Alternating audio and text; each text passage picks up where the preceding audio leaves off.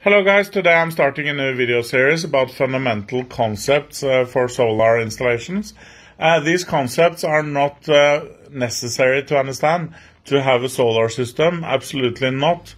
We will explain everything. If we do an installation, we'll explain everything how to use and be very practical.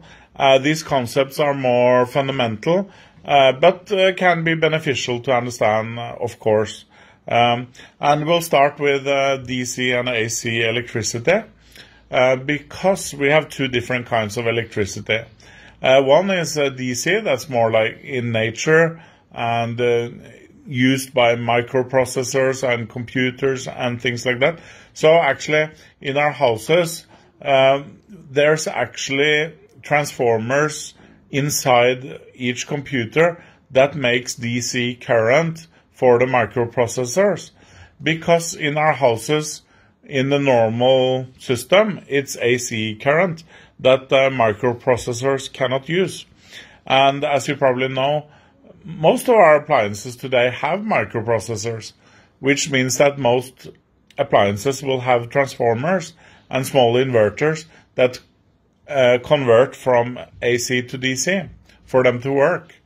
So we do use both kinds every day. DC is also in batteries. The batteries that we use every day, they are DC current, they are not AC. Also, solar panels are DC. It's not possible to have a panel with AC. It just doesn't work with the technology.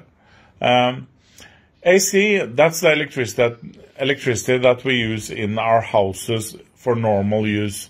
For example, bulbs, everything like that, some, pumps and stuff. You can get DC pumps too, but if you have a pump in your house, it's most likely AC. And any kind of general use, like things that does not have microprocessors, they will be using AC directly. The reason for that is a little bit historical. The way we transport electricity over long distances is much easier with AC. And also, historically, we have thought that DC electricity is a bit more dangerous. You can think of it because it's direct, it's constant, it never lets go. But I have to state that experts don't 100% agree on these things. Some people think that AC is more dangerous. So I think it depends a little bit on the voltage and how you measure and what kind of injuries you are talking about. But I think in conclusion we have to at least say that both are very dangerous. There's not one that's not dangerous. So, and that is very important when you have a solar installation, to have respect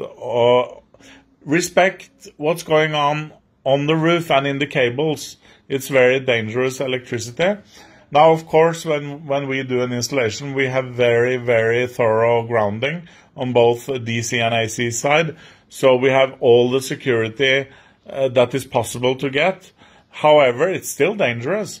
We had one situation that our mentor talked about. We had a company mentor in Hua Hin, and they told us a story about a situation where the customer turned on the panels on the inverter in the living room while there was people working on the panels.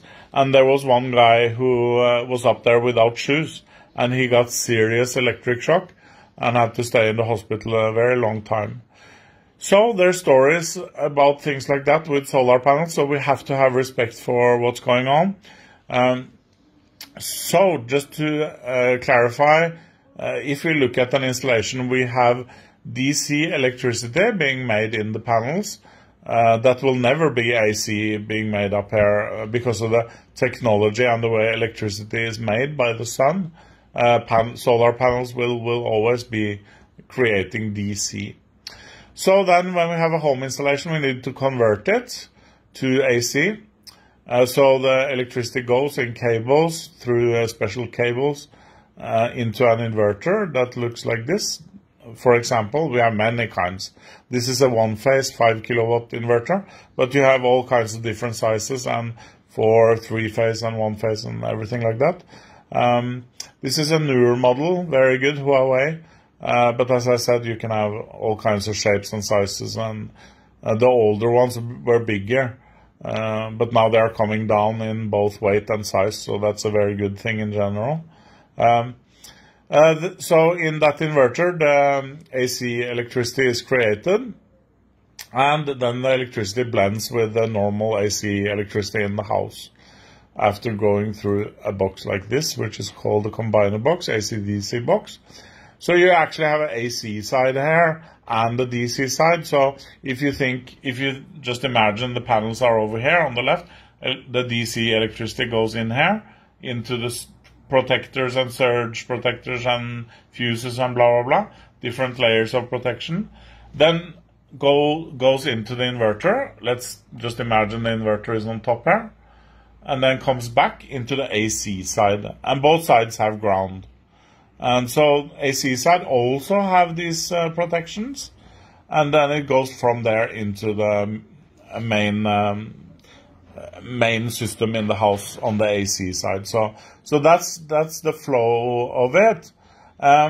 Now let's say that we do have, and we are only working with DC electricity. Let's say we're out in a farm or something. Then we don't need the inverter. We only have two components in a system like that. We have the panels themselves and the pump.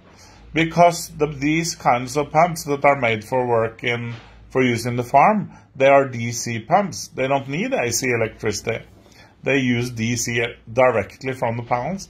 So that's why systems like this can be very cheap and also very easy to use, because you don't have inverters and all these things.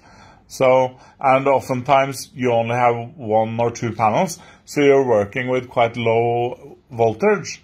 So the need for combiner boxes, and it just changes everything, makes it much safer and much simpler. Now, of course, in the home installations, you can still make very safe systems, but you need competent people installing that are doing everything they can to make it safe. That's a very important element in all this. So that was a short introduction about the DC and AC, so I hope you like it, and please leave some feedback if you want more of these kinds of videos. Okay, thank you very much.